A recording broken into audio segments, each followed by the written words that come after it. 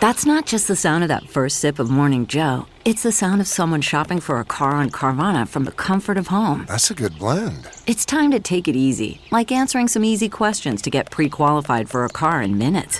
Talk about starting the morning right. Just like customizing your terms so your car fits your budget. Visit Carvana.com or download the app to experience car shopping the way it should be. Convenient, comfortable.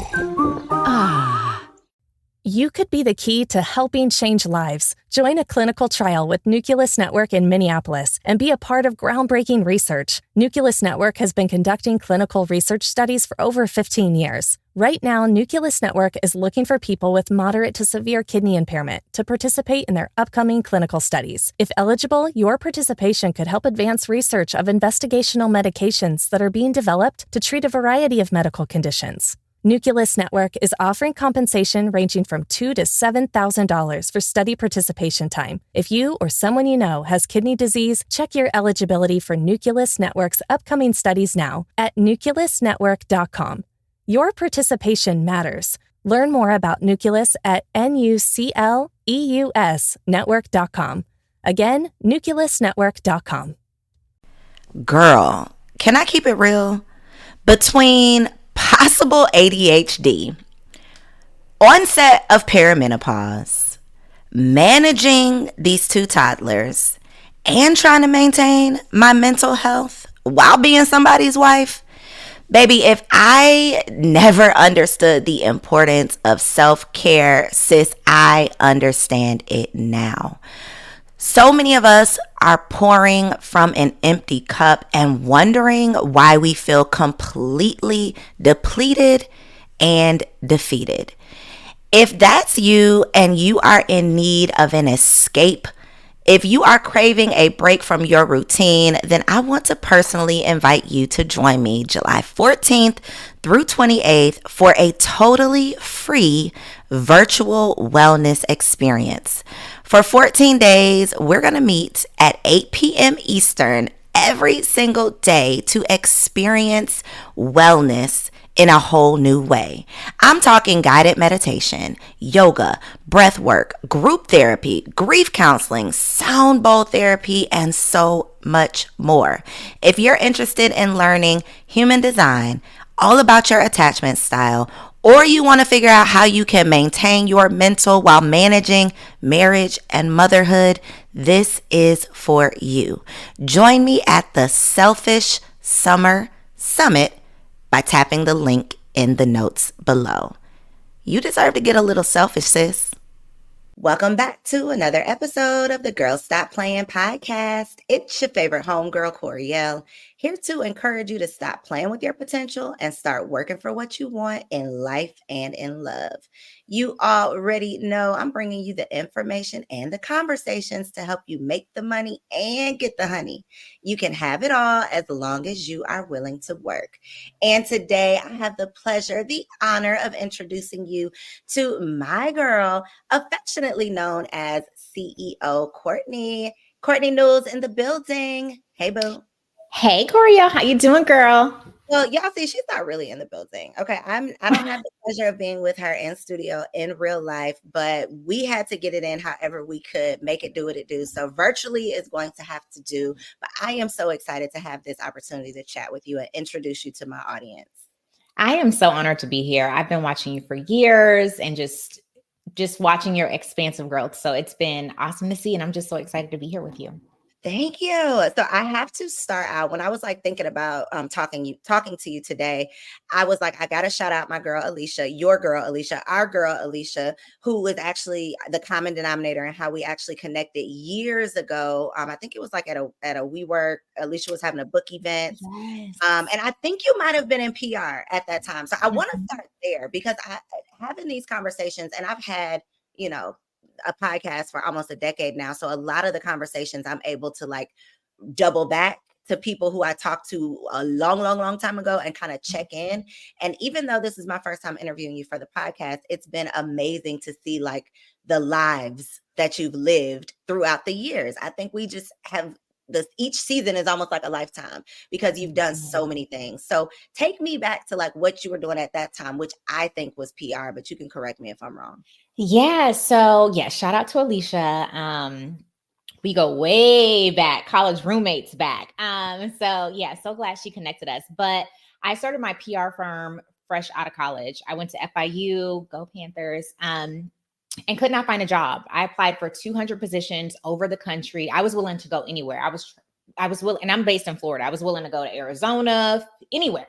I was like, New York, wherever will hire me, I will go. And I got zero application. I got zero interviews from them. And so I was like, okay, well, this is not what I had planned with this good degree that I have now. So I took what I learned at FIU. I was very active on campus, debate team president, students programming council. I was managing a $2 million budget on campus with it was equivalent to our version of a student government association. And I was managing PR and marketing, and I had so much experience, and it was like running a mini agency. So when I graduated, I was like, you know what? I'm just going to go back to what I know. And at that time, it was social media, it was PR. One of my professors at the time, I feel like I played a pivotal role in him getting a lot of millennial voters. That person eventually ran for president. We won't say who it is. But anyway, so I just went back to what I knew. Started with my PR company. And then through that grew it where I still run that PR company today. We work with some of the largest brands in the world, Coca-Cola, Microsoft, Office Depot, and many more who we have very strong NDAs with. So I can't name them all, but that is really my main business. And then during that time, I don't know if I was married or pregnant or had any kids at that time, but since then, I am now married, love my life. We have 3 boys and they are very active. And then we also have these franchises together. So lots going on, never a dull moment in my life. I love it. Okay, we have so much to talk about. And so the premise of this show, Girl Stop Playing, it's like, how can you stop playing with your potential? How can you stop playing with these ideas that have been in your notebook for years? How can you stop playing with your time? And so I feel like in you just sharing that little bit, your first stop playing moment was, these people are playing with me with these applications. So I'm going to have to figure out what I can do for myself, which was going back to what you know, taking an inventory of your skill set, your expertise, your experience, and then figuring out how you could leverage that to kind of create your own path because nobody was willing to kind of give it to you. Yeah, it was hard. And I felt like I had done everything right. I went to school, I was very active on campus, and nobody was really giving me an opportunity. And so I remember just having a deep conversation with my mother, and she was like, you know, Courtney, I feel like it's not happening for you because it's not for you. And I was like, oh, that's deep.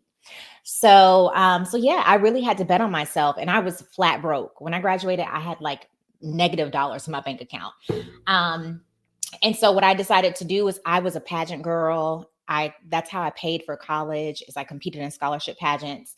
And so I was like, okay, I already graduated, but there's this one pageant that I hadn't won. I had competed in it multiple times. It was Miss Palm Beach County. I'm from Palm Beach County, born and raised. So it meant a lot to me. And there honestly weren't many brown girls who had won that title. I feel like I was actually the second.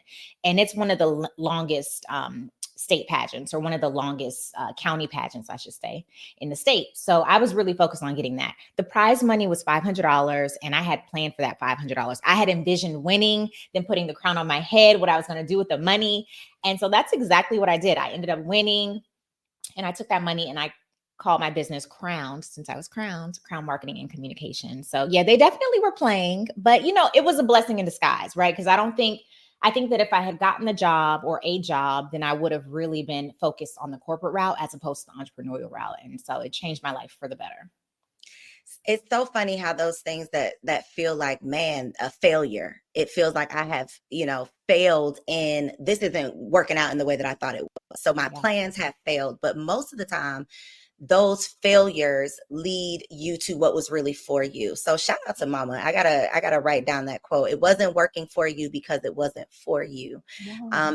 And to be honest, the current climate post pandemic, I would say like the last 2023 and then where we are right now into 2024 has been so tough for so many people, whether it's, financially with this recession, whether it's just like spiritually, mentally, a lot. Like, we are tired, we are Yeah. drained. And for a lot of people, have found themselves needing a pivot, whether it is because they are unemployed and they're looking for a job and people are playing in their face, or they are employed and people are still playing in their face, or they are an entrepreneur. This is a really common one. They're an entrepreneur and the math just ain't mathing no more. And so a Mhm. lot of people are at that point where you were way back then. Knowing what you know now, what advice or wisdom can you offer to someone who needs a pivot? Like, they need that I saw Sarah Jake's sermon where she said a fresh wind. Like, they just need another chance. Like, what advice or encouragement can you give to someone who might be feeling stuck right now in that way? I actually worked on PR with Sarah Jakes Roberts, so shout out to her. Girl, connection, girl. Hey, Sarah, come on down to the show, sis. Come on down, Sarah. I would say the first thing is just first and foremost, believe that you can, right? So as a man thinketh, so is he. So I feel like that's the first thing, and you need to surround yourself with people who believe and see things in you that you don't see in yourself. So that for me was my mom at first. And then outside of our home, I'm like, okay, well, I don't know what I don't know, but I knew I didn't know what I needed to know. So I went out and I tried to find a mentor, and I did find one. Another PR agency owner, and he was like, I don't have time to mentor you. And I was like, I'll work for free. He's like, no, I don't have time. And I went on his door, literally, I knocked on his door every day for like a month. And he's like, are you not going to go anywhere? I was like, no, I'm not going anywhere. And he eventually became my mentor. So I would say if you can find someone to mentor you, now there is so much information that you can pay for. You can join communities, you can buy courses, you can read books, you can listen to podcasts like this. So I didn't have that luxury back then, but I would say that's another thing. Find a mentor, find a community. And then I think the third thing is just really do an audit of your brilliant zone. I feel like you are able to really be in alignment and make the most that you can make when you're in alignment. And you do that through knowing your brilliant zone. So really doing an assessment of your skill set, understanding what you're good at, what you need to work at in order to really master that, and where you can go to find those steps to make that actually happen and that mastery happen for you. Two things that like jumped out at me, and then we got to talk about this brilliant zone. But two things that jumped out at me as you were kind of talking through that was persistence, because you were like, I'm here, I know what I want, and I'm not gonna leave till I get it. And then people, like you being able to tap back into your network. I think that is also something in our community that we don't do enough talking about. The power of your people, the power of your reputation, the power of connection, the power of relationships. And I gotta shout out Alicia again, because I have not seen nobody work a room the way Alicia can work a room. And because y'all were college roommates, I just know you got the same skills, sis. I just know that y'all got this thing. And she will tell you, I always talk to her about that. Like, girl, teach me your ways. Yeah. Because that is so powerful. And it's not something that I was taught. It is not something that I have, if I'm being honest, that I've even learned how to master to this day, but I see the potential in it. Yeah. So talk to that point and just the people part. Like, what is your advice, I guess, for, especially because you're in PR and your relationships and your reputation is everything, but how has that been, beneficial for you? And or what advice can you offer to someone who doesn't necessarily have a strong like network currently? Yeah, I think the great thing is now I feel like we used to have 6 degrees of separation. I feel like now it's less than 1, right? You can always slide in someone's DMs. But I think the first thing for me has always been make the relationships before you need them. Because you don't want to be the person who's calling somebody in your desperate hour of need, and them understanding like we haven't talked in forever, or you never call me or anything like that. So I always say make the relationships before you need them. And I feel like there's this thing, and I actually learned this from a friend of ours named, I'm trying to remember who exactly it was. Okay, I remember who it was. It was Altricia Cook, and she's married now. So forgive me, I can't remember her married name now, but she said that she has friend tours, and those friend tours are basically, they're at this point and at this age and this point in the game, I can't just be, I just can't have friends, right? I need us to be able, you need to be able to bring something to the table so I can learn something from you. So my group, my squad, we call ourselves the Fab Five, and we've been friends since forever. We were all struggling together when we were in college, and we're still strong like that now. But we're all friend tours. One of them's in HR. So, and I have a lot of employees. I have over 200 employees now. It is crazy sometimes. And I'll call her and say, hey, I'm thinking about doing this. And she'll be like, okay, wait, before you do that, think about this, this, this, and this. Or maybe there's another way you can do it. So that's one just example of having a friend tour. So make the relationships before you need them, and really assess what value you bring to the table. If there's someone who I'm trying to make a connection with or build a relationship with, and I'm actually doing this right now. There's a conference. There's a woman who is a power player who I want to be connected with, and we actually met for lunch recently. Last week we met for lunch, and she was asking me about things, and I was asking her about things. And she's having a conference, and I'm like, I'm going to fly out to your conference to support you. It's about that, like giving before you ever need anything. And it's just, I plan for us to have a long-standing friendship, but it's just basically about giving before you try to take. I love that advice. And I've even heard small, this is advice. This ain't for you, girl. This you way advanced, but this is for anybody else out there who struggles in this department. Small, like little mementos of just like, I was thinking of you. So with social media being at our fingertips, it could be, I saw this post that shares this resource and I thought about you. It could be, I was online and I saw this article and I thought this might be helpful. I saw this grant, and I thought this would be good for you, so those types of little things that literally cost you nothing. Because somebody listening to this was like, girl, I can't be flying out all around the country. And you look, that's advanced, okay? Baby level. My bad, girl. My bad. Book, okay, make a book recommendation, sis. If you can't take a flight, okay, you don't have to do. But there's levels to this, and you work with what you got. But there are small things to tell people I was thinking of you, that I think really does go a long way. Especially when you're in business too, because I feel like when you're in business, there's always like, there's things that I want to do that I'm not doing right now that I can use a grant for, or I can use a resource for. So I 100% agree. Like if you are thinking of me, and I think people just want to know they're being thought of, and that's how you build the relationship. And I think that as you do that, it's reciprocated as well. So then you guys are thinking about each other, and that just makes a relationship that much stronger. So when you do have a big ask, or you do have something that you think would be beneficial for both of you, then you can come together, and it's not like you're a taker and you're always trying to take. It's more like, hey, I think we'll both win. And so on my email signature, it says to our success. So I want to win and I want you to win. So that's like how I like to leave every conversation, is to our success mutually. So when it comes to people on the not so pleasant or not so positive side, because everything is not always going to be rainbows and butterflies. We're not all going to always agree. We're not always going to get along with your work in PR, not necessarily like you telling your business, but how do you recommend professional women, whether you're in corporate, in entrepreneurship, in the franchise world, whatever, women who are working towards something?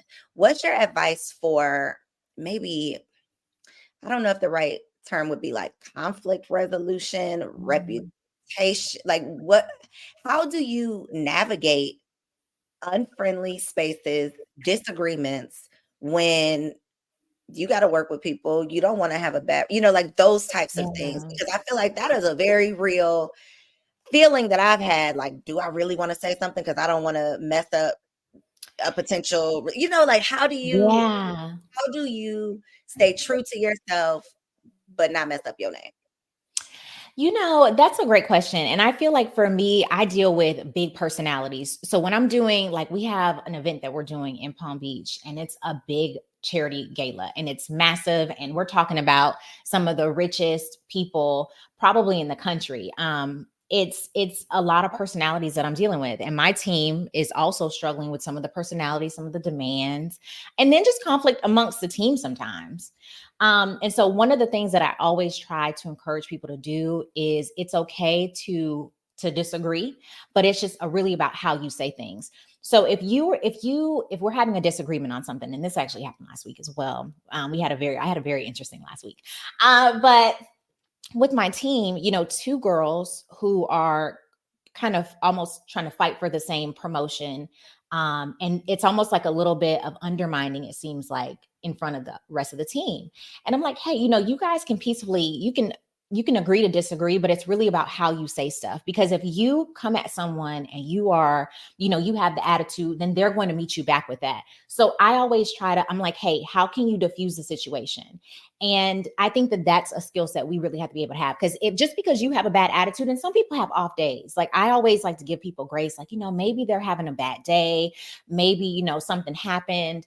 So I'm just going to give you grace. Now, if it's a recurring thing, then we have to have a conversation about it. But I just feel like as often as you can, try to diffuse the situation and meet people not where they are, because they can be negative. And so the way that I operate is I'm on an energy level. So I'm never going to be operating in low vibration. So if you're over here acting crazy, or, just taking the kids to school sometimes, like I see some crazy things, people cutting each other off and all these types of things. And, I'm just like, that's low vibrations for me. So I'm always going to make sure that I'm trying to meet you as much as I can on a high vibration level. So if you have an attitude, you know what, maybe now is not the time to talk to you about this, but we do need to have the conversation about this, but I'm just going to give you some space and time, but just know we do have to have the conversation at some point. Just trying to diffuse the situation is my key, because I deal with a lot of personalities, a lot of between team and between clients. And so it's always a juggle, and I'm still honestly trying to master that myself, but that right now is how I'm getting through it. You said 200 employees? More than a little bit over 200. So we were at 200 the last time I counted. That was a few months ago. Okay, listen, I'm about to let you in on my secret weapon for the summer. It's by the Osea brand, and it's an algae body oil. Now, you're probably thinking, algae? Yes, baby. This vegan, cruelty-free, clean body oil literally leaves me with the perfect summer glow. It leaves my skin feeling soft and smooth, and it has the best scent. It's like this citrusy grapefruit scent that literally my husband can't keep his hands off of me. If you want to experience this for yourself, log on to OseaMalibu.com, search for Undaria algae body oil, and use GSPP as your discount code to save 10% off. That's OseaMalibu.com. That's not just the sound of that first sip of Morning Joe. It's the sound of someone shopping for a car on Carvana from the comfort of home. That's a good blend. It's time to take it easy, like answering some easy questions to get pre-qualified for a car in minutes. Talk about starting the morning right. Just like customizing your terms so your car fits your budget. Visit Carvana.com or download the app to experience car shopping the way it should be. Convenient, comfortable. You could be the key to helping change lives. Join a clinical trial with Nucleus Network in Minneapolis and be a part of groundbreaking research. Nucleus Network has been conducting clinical research studies for over 15 years. Right now, Nucleus Network is looking for people with moderate to severe kidney impairment to participate in their upcoming clinical studies. If eligible, your participation could help advance research of investigational medications that are being developed to treat a variety of medical conditions. Nucleus Network is offering compensation ranging from $2,000 to $7,000 for study participation time. If you or someone you know has kidney disease, check your eligibility for Nucleus Network's upcoming studies now at nucleusnetwork.com. Your participation matters. Learn more about Nucleus at nucleusnetwork.com. Again, nucleusnetwork.com. We're still actively hiring too. Yes. Is this across businesses like PR and franchises? Yes. Mm-hmm. Yeah. Okay. Leadership is another one of those areas that I feel like is talked about on a corporate level, not so much for entrepreneurs. Yeah. You jump out the gate and start your business, you incorporate your business, and now you are the CEO. And automatically the world tells you, if your business is, big enough just for you, then it's not big enough. And you selfish if you're not giving other people opportunities. All of this rhetoric that is pointing you towards the direction of build a team so you can scale. That's like Mhm. the broad statement. It's like, you got to have a team. You got to build a team.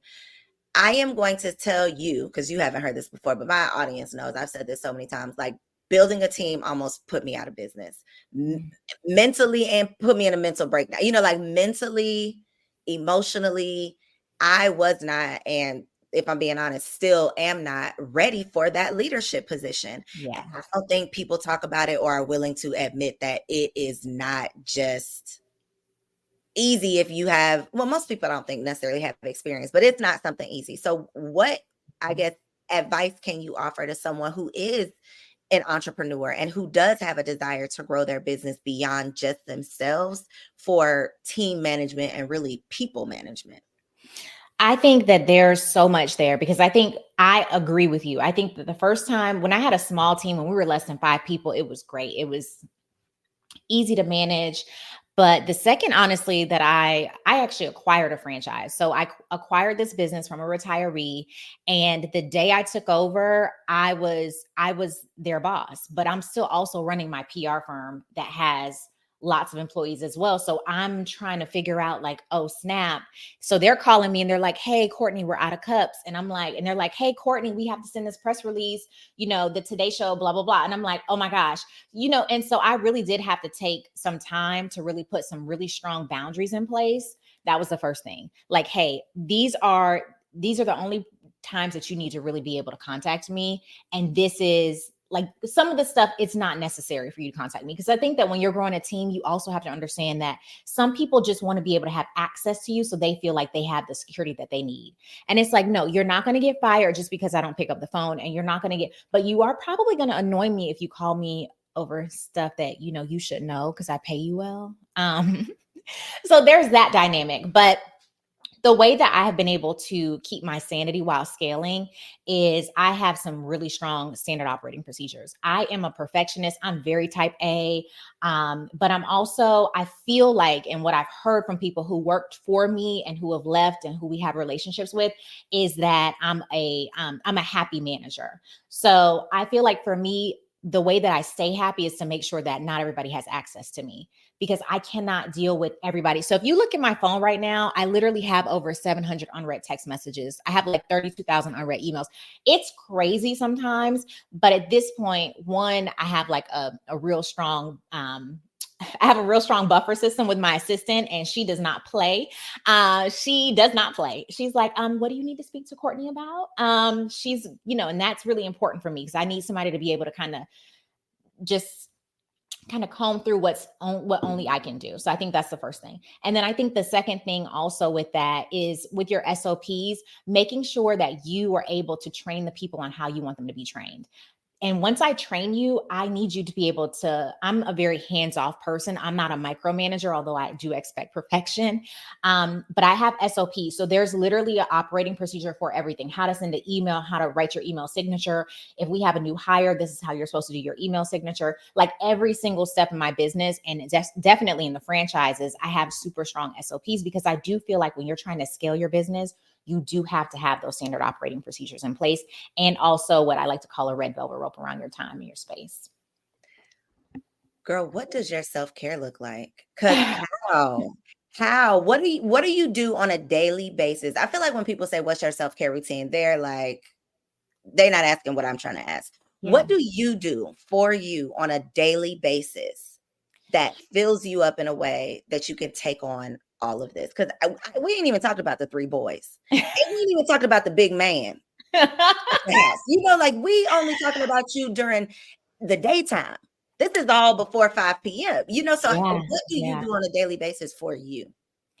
I work out every morning. So I'm obsessed with fitness. And this is a new thing too. Like I feel like it just started really being more intentional. I really started being more intentional about it in the past year or so, maybe less than a year.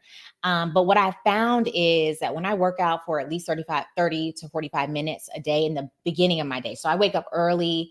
My husband wakes up early too. We wake up early together and we both work out, and we work out separate. So I have my own gym. He has his own gym, and we work out, and I feel like it energizes me. So I'm like, okay, I feel like it's one of those things that it just mentally prepares me for anything that's going to come my way, because I honestly sometimes don't know what's going to come my way. Like one time I have a big project, a big RFP, and then they're like, oh, the water's turned off. And I'm like, what do you mean? And it's lunch hour. Like, we are a smoothie making business. What do you mean the water's off? So stuff like that happens all the time. And so I feel like when I work out, it really allows me to just be able to have that peace. And honestly, at the end of the day, I like to also do some working out too. And it's sometimes just to walk around the neighborhood, or maybe I'll get on the treadmill and do a scenic walk. But I feel like that is a big part of my life. And I think the other thing too is I'm really big on massages. Self-care is very important to me, because I have a lot of people relying on me, and I can't afford a mental breakdown. I can't afford many sick days. Although, I get sick because these kids be bringing all kinds of stuff home, child. So big on massages, big on lunch dates. I do lunch dates with women who I want to connect with, or just friends of mine, at least twice a month, different people.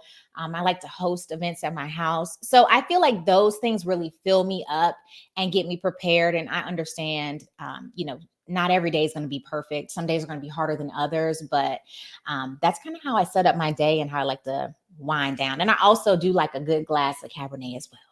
Come on, man.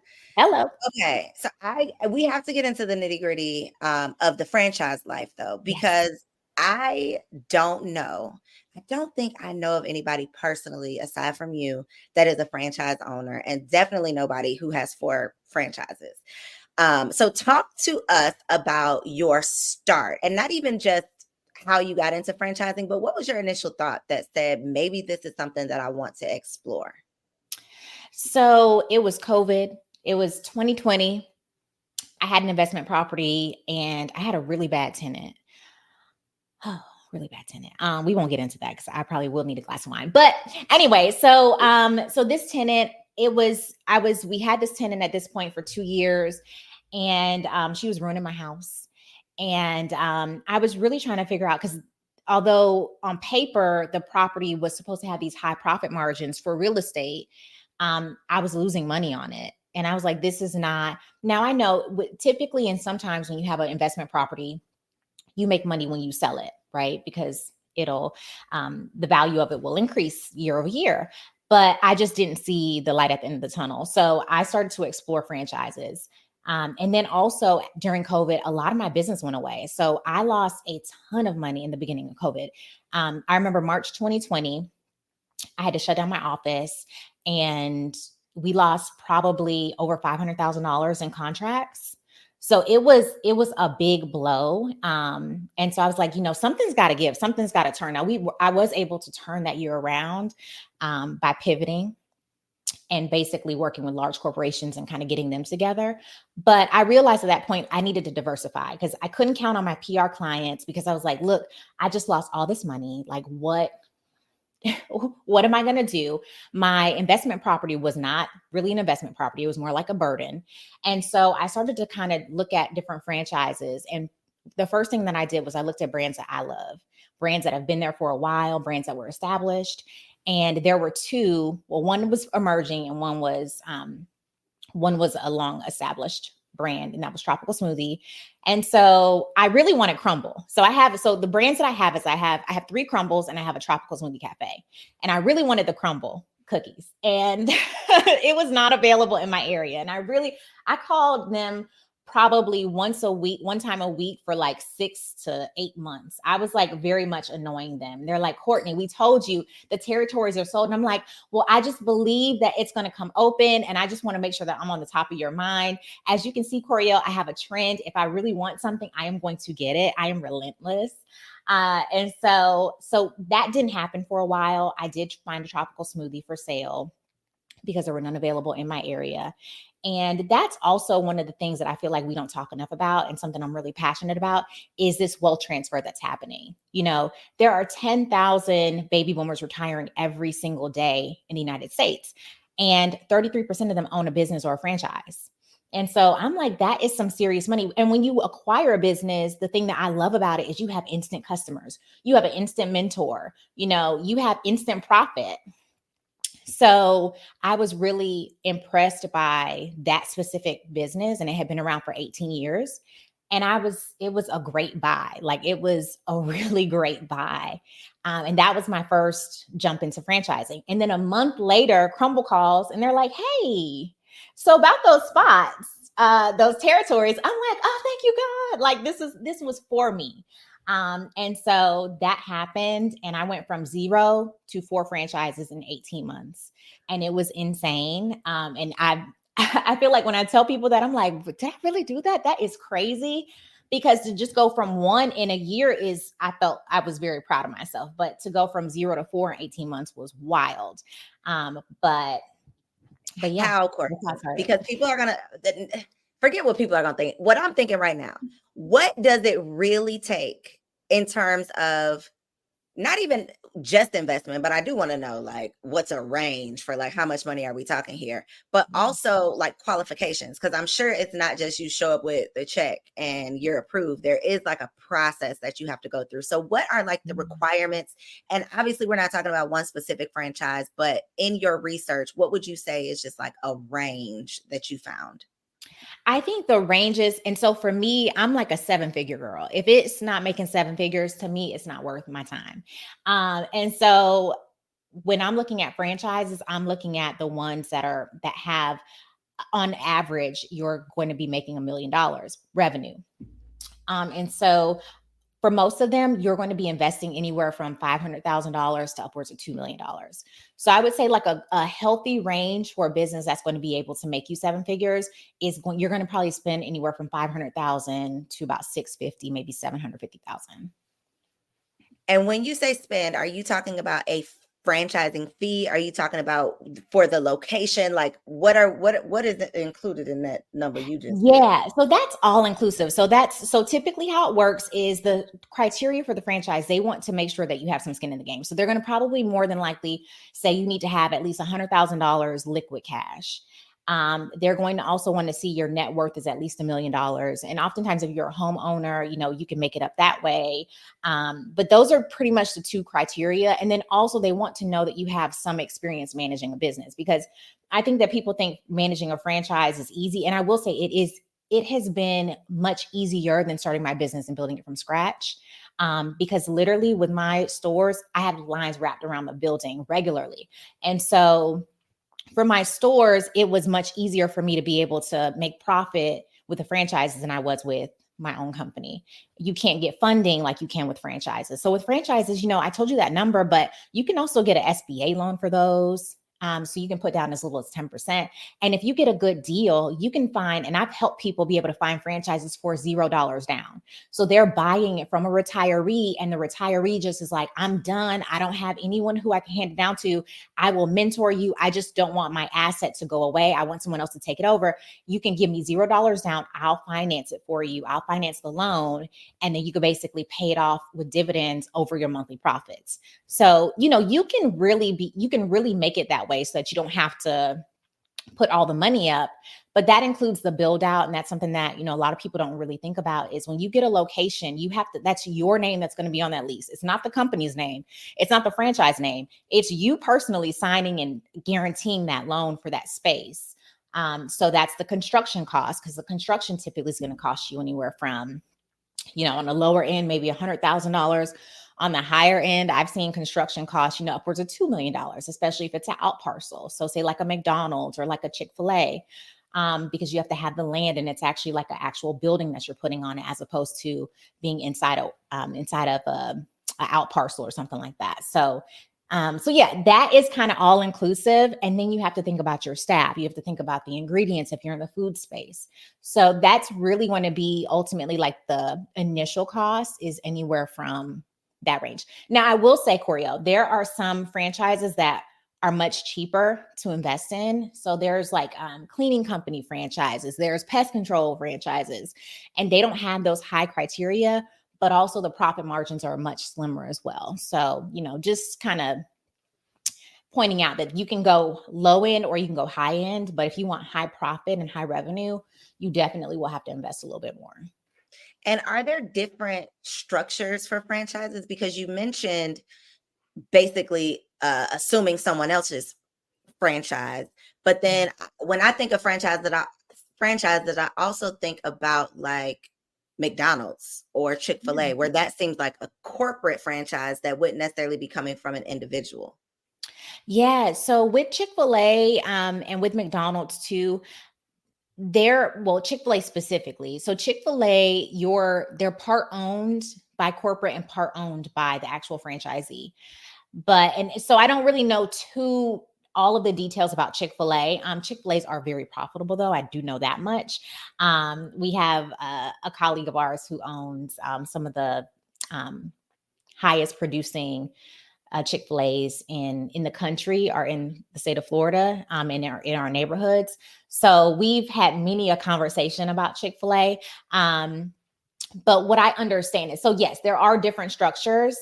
Most of them, though, are going to be where you own 100% of the business. Chick-fil-A is an exception to the rule, but most of them, you're going to own 100% of the business. And then after that 100% of the business, you basically pay them a royalty fee. That royalty fee tends to be anywhere from, I've seen as low as 2%. I've seen as high as 33%. And so that really just depends on the concept. But yeah, it kind of ranges. And then last franchise question, in comparing the types of franchises in terms of industry, what we have all heard on, Shark Tank and endless, entrepreneurs have talked about how difficult the restaurant business is.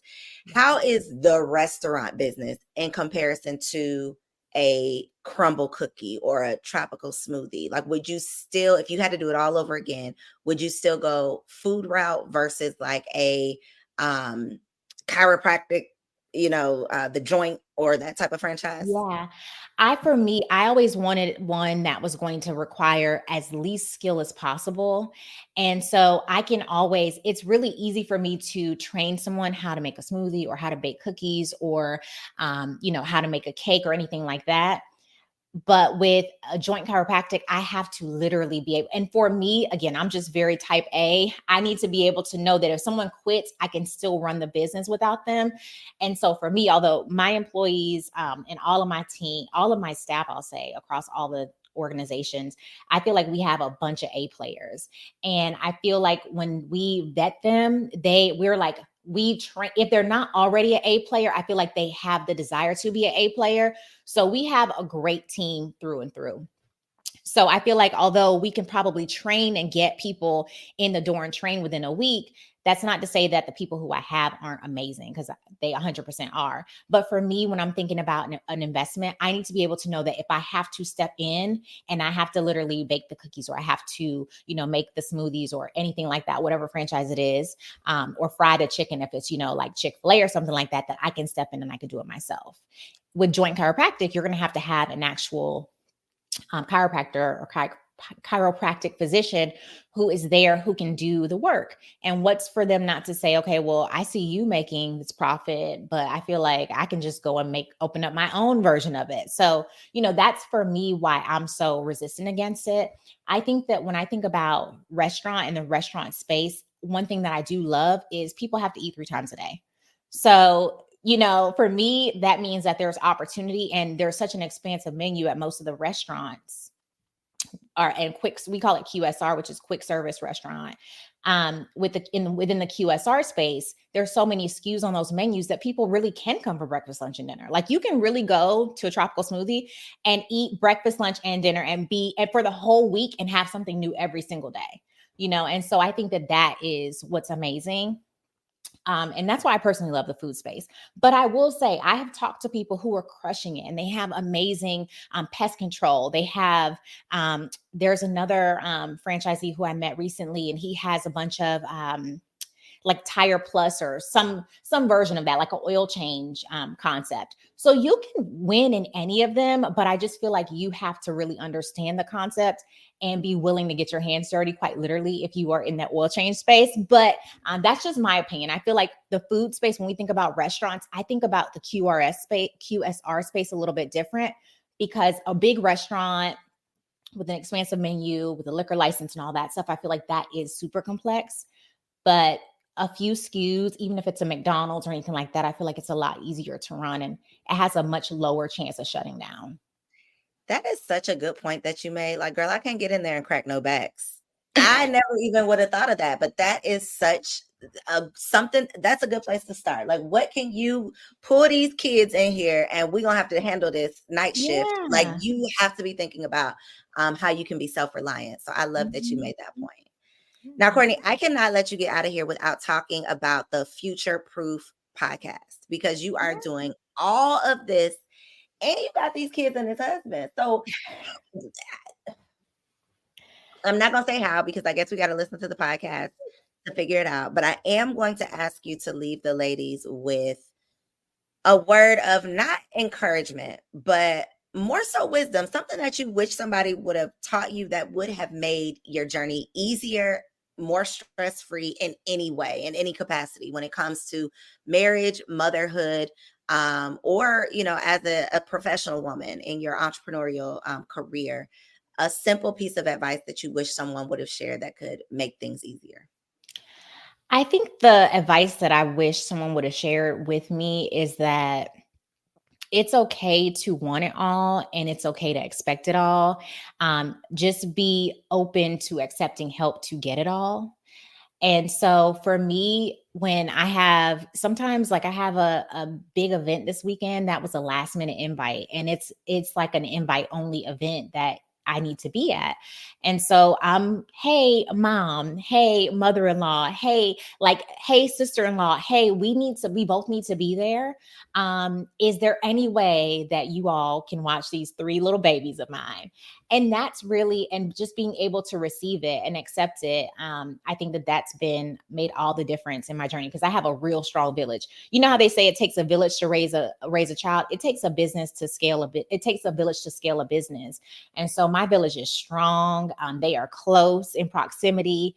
And so I feel like that is really the difference maker in my world, is being able to accept help. And sometimes it's not always family. Sometimes it's a friend like, hey, I know this is last minute, but if you come over and watch these kids, I'll pay you this. I'll make sure you have some food wherever you want. I'll get it Ubered, those types of things. And I also will owe you one. And I'm always good for my IOUs. So I feel like accepting that help and not being afraid to ask for it is something that I wish I would have received, I think, before, more so than anything. Because I feel like someone told me that, but I wasn't really open to receiving. And I really liked to be able to be superwoman and not be able to ask for help. But it's like, no, girl, we're not doing that anymore. I'm in my soft season. Allowing others to be soft for you, because we could shout that soft season all day, but then somebody just want to open the door and you like, I got it. I'm pulling in 27 grocery bags, and my husband be like, why you just didn't say you was outside? Why? It just doesn't.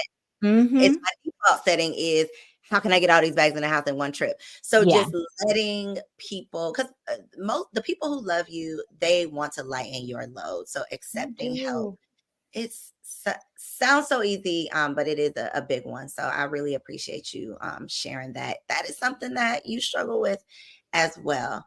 Okay, so let the people know where they can find you. I know that you are so full of resources, not just in the professional space, but period. You are an inspiration and you got that information. So let the people know where they can find you and stay connected.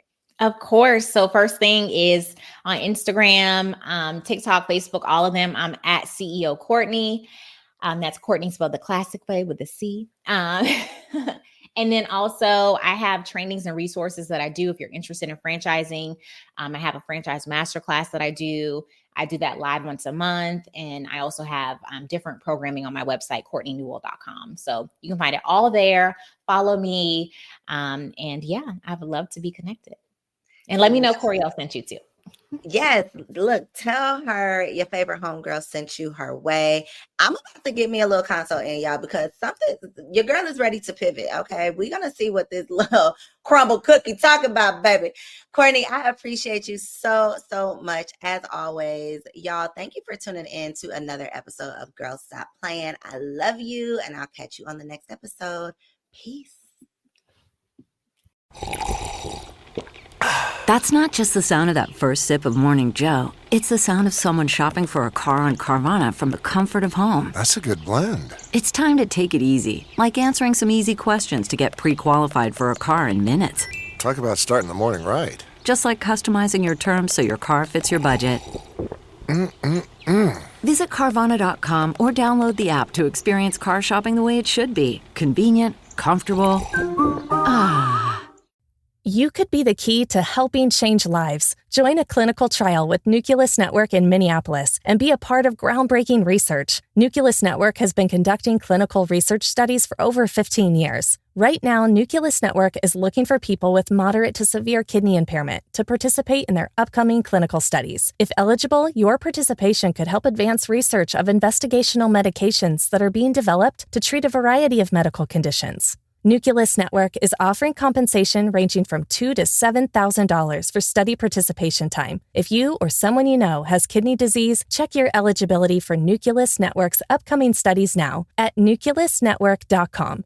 Your participation matters. Learn more about Nucleus at nucleusnetwork.com. Again, nucleusnetwork.com.